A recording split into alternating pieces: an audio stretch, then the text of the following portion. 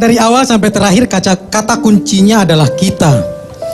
Dari sudut pandang anak, anak tak pernah siap ayah ibunya pecah. Juga tak ada di antara kita ayah ibu anak-anak yang sejak kecil menyiapkan anaknya untuk kemungkinan terhempas karena biduk rumah tangga pecah. Sehingga anak selalu menjadi korban utama perpecahan.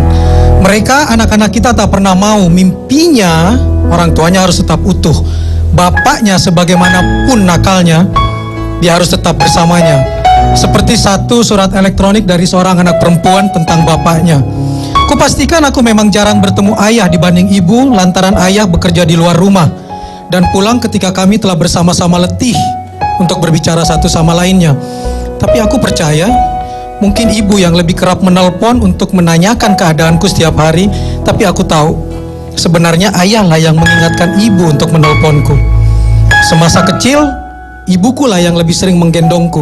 Tapi aku tahu ketika ayah pulang bekerja dengan wajah yang letih, ayahlah yang selalu menanyakan apa yang aku lakukan seharian.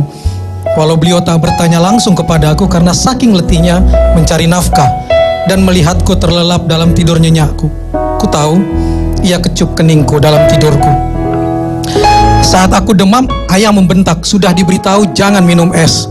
Lantas aku merenggut, menjauhi ayahku dan menangis di depan ibu. Tapi aku tahu ayahlah yang risau dengan keadaanku, sampai beliau hanya bisa menggigit bibir menahan kesakitanku. Ketika remaja aku meminta keluar malam, ayah dengan tegas berkata tidak boleh. Sadar ayahku hanya ingin menjagaku karena beliau lebih tahu apa yang ada di luar. Karena bagi ayah, aku adalah sesuatu yang sangat berharga. Saat aku sudah dipercaya olehnya, ayah pun melonggarkan peraturannya. Maka kadang aku melonggarkan kepercayaannya. Ayahlah yang setia menunggu di ruang tamu dengan rasa sangat risau. Bahkan sampai menyuruh ibu untuk mengontak beberapa temanku untuk menanyakan keadaanku, di mana dan sedang apa di luar. Setelah dewasa, walau ibu yang mengantar aku ke sekolah untuk belajar, tapi aku tahu ayahku yang berkata, "Bu, temani anakmu untuk aku akan pergi mencari nafkah untuk kita bersama." Di saat aku merengek memerlukan ini itu untuk keperluan kuliahku, ayah hanya mengerutkan dahi tanpa menolak.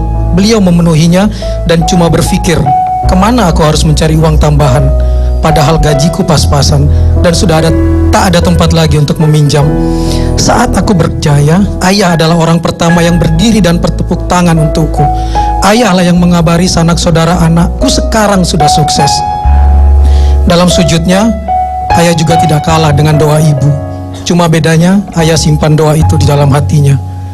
Sampai ketika aku menemukan jodohku, ayahku sangat berhati-hati mengizinkannya. Dan akhirnya saat ayah duduk melihatku di atas pelaminan bersama pasanganku, ayah pun tersenyum bahagia. Lantas aku menengok. Ayah sempat pergi ke belakang dan menangis. Ayah menangis karena sangat bahagia dan beliau pun berdoa, "Ya Tuhan, tugasku telah selesai dengan baik. Bahagiakanlah putra-putri kecilku yang manis bersama pasangannya." Kuakhiri tulisanku ini dengan sebuah bait lagu. Untuk ayah tercinta, aku ingin bernyanyi. Dengan air mata di pipiku, ayah, dengarkanlah, aku ingin berjumpa, walau hanya dalam mimpi. How I love to dance with my father and my mother again. Terima kasih. Iya, terima kasih Kang Maman. Terima kasih juga untuk rekan-rekan dari Unika Atmajaya Jakarta.